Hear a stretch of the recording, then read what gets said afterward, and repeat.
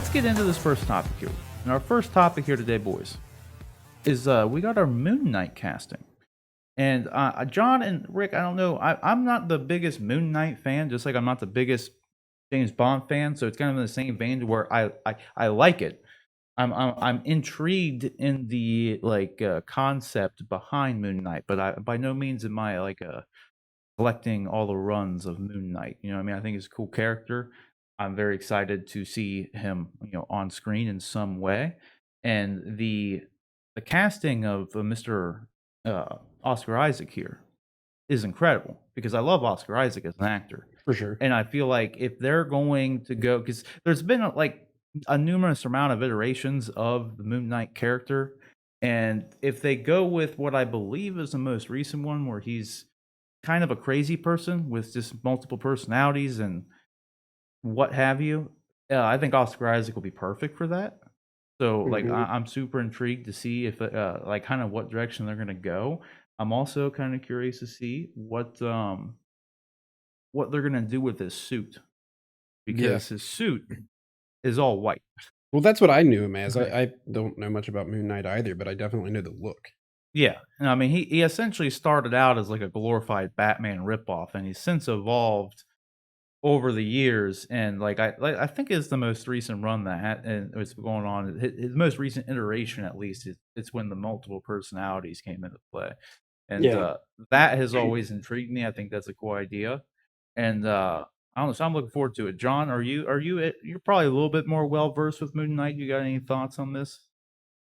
I haven't read any Moon Knight in a while. I read some of his older stuff, and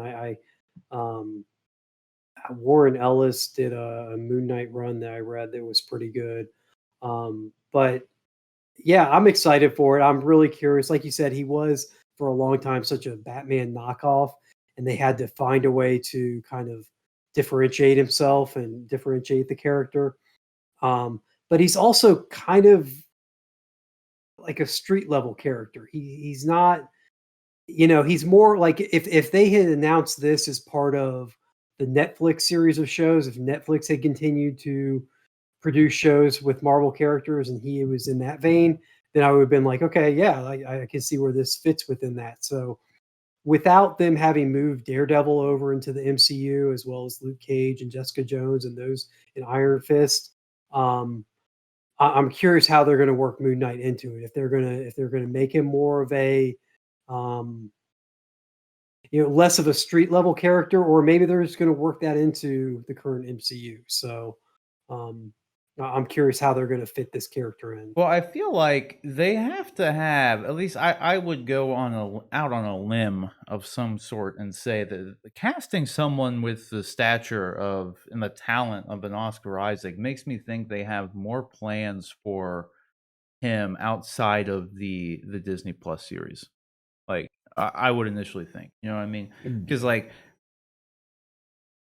not that there's anything wrong with the Disney Plus series, but every one that we've seen is like WandaVision and Falcon and Winter Soldier. They're spin-offs, of existing characters, and then they are doing a Kamala Khan, Miss Marvel show, and then they're doing a She-Hulk show. But She-Hulk's also a derivative character. It's a new character or a new person in the MCU. That'll be interesting. Yeah, but it's also just a derivative character, so I find it is kind of an odd choice. But I was actually kind of taken aback when they announced they were going to do a Moon Knight show, because he's not a very huge popular character by any means. So it's definitely intriguing for them to even just have a show completely focused on him, as opposed to him I don't know, kind of like you were saying, if he would have popped up in a Daredevil series or something, that would have fit really well. And so I feel like they must have some future plans for him, though. At least casting someone, maybe not, but I don't know. I could just see. I think they're gonna have more for him to do. Probably some MCU movie crossover stuff to some degree. So, it's also interesting that Disney is keeping him kind of attached to Disney properties. I mean, he was Poe in Star Wars for their run, and now they've shuffled him over to the MCU. So, and Marvel or Disney seems to be doing that. I feel like there's other actors that they're doing that with, that they're keeping in house. Oh, the one that I just saw recently because I rewatched season 1 of The Mandalorian in preparation for season 2. But I'm going to butcher her name. Oh, Ming Ming Na. Lei Ming Na. Yeah, she played on the Marvel's Agents of Shield show for a long time, and then they brought her over, and she was the bounty hunter that Mando went after, and in the episode you didn't care for of season 1. It's a terrible episode. Yeah, That's what we're gonna. We'll get into the We'll get Mandalorian into 2 it, stuff but later. yeah, they're keeping those actors that they must have. They must have an appreciation for, or they're keeping them in house to a certain degree and moving them between properties. Yeah, for sure. And that was one thing too. I was always bummed out, man. Like they should have give him and Poe so much more to do. He was such like a cool character, and Mhm. he was supposed to be killed off in episode 7, and they ended up keeping him alive. And what for? When they didn't end up doing anything with him, it was Yeah, kind of a really. waste. Like it's like I don't know. It's kind of bummed me out. So kind of a fan favorite character though. I Oh. was great, and that's what he Yeah. was a great actor, man. Like he was great in Ex Machina. He was great in. I can't wait to see him in Dune. Like, Yeah, Yeah. that'll be hopefully that's interesting. good. So yeah, I mean, Unrecognizable to me in Ex Machina. Like right. Yeah. somebody told me that, like, oh yeah, that was Poe. I was like, no, it wasn't. So I went back and looked it up and was like, oh no, I'm an idiot. It Yeah. was. He's also going to be with this casting as Moon Knight, joining the club of playing a second comic book character because he played Apocalypse in X-Men Apocalypse. True. And then, right. so now he's going to be playing Moon Knight. So not only is he playing a second one, he's jumping camps from playing a villain to playing a hero, which is, I guess, I don't know, that's kind of a Yeah. interesting tidbit. So, but yeah. Question is, guys, what do you think? Are you excited about the casting of Moon Knight and Oscar Isaac being cast as Moon Knight, rather? Because I'm pretty sure we all are. I love Oscar Isaac. Happy to see. I'm just at this point more intrigued and more curious of where they're gonna go with the show. What are they gonna do with Moon Knight? Are they gonna change the suit? Because if they keep it white, it's gonna get real dirty. So I'm thinking maybe they'll go with maybe they'll make it gray instead of white, or maybe Yeah, they'll go but all black. Like you keep it white, and he's as violent as he is in the comics. That blood, that red blood, really pops. It creates quite a visual image when you see, when he gets into those Well, knockdown, drag out fights. I was actually I meant to bring that up too before we segue out of this. He's a lot kind of sometimes he's like very Deadpool like in the comics, right? A lot of times. So like like I said, I haven't read a lot of them, but I've heard and seen a little bit of it. And I saw a couple panels where he was like almost breaking the fourth wall to some degrees at some point, and then also very violent That- and very sarcastic and like very Deadpool-y.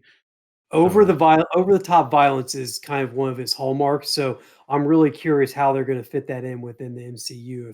If it's going to come with any kind of like adult Yeah. warning or adult rating for the show or something. If this is the MCU's way to branch out to maybe a little more mature content than they would typically do. But yeah, there's definitely a very violent. I believe the last couple comic series that he's starred in were mature rated lines. So yeah, That's something I'm definitely curious to see what they're gonna do with it. Just because I mean, we've seen that you can make like they did the Deadpool PG-13 release, the Deadpool 2 one. I Yep. didn't watch it because I'd already seen the R-rated one, so I don't know why I'd want to watch a neutered Fred Savage. version. Yeah, Fred Savage. Yeah.